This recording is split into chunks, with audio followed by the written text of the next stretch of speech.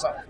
लेकिन सर मेजबान का वहाँ पे होना जरूरी होता है। पंजाब पुलिस होती है वो रोक लेती है, रोक लेती है क्योंकि यहाँ इमरान खान तक जाने की कोशिश है, नाका लगाया हुआ है, वो नहीं चाहते कि लोग इमरान खान से मिले।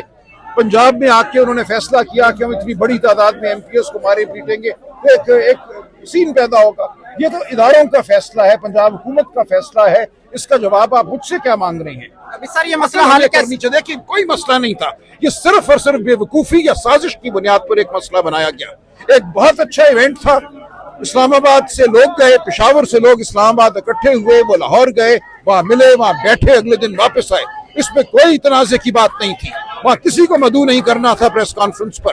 जो नहीं आया वो अपनी मर्जी से नहीं आया, ना आने की जरूरत थी, किसी को आने की जरूरत नहीं थी उस प्रेस कॉन्फ्रेंस पर।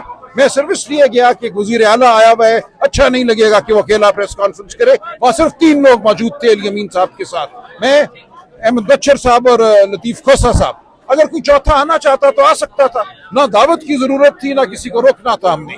इसलिए तमाम बयानियां बेवकूफाना गैर जरूरी है।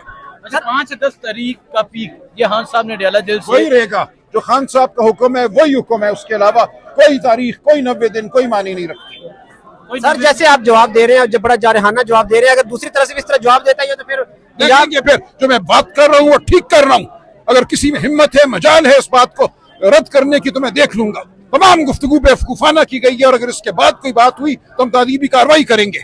एक अच्छे इवेंट को बेवकूफाना वजह से मुतनाज़ बनाया गया, ये हम बर्दाश्त नहीं करेंगे।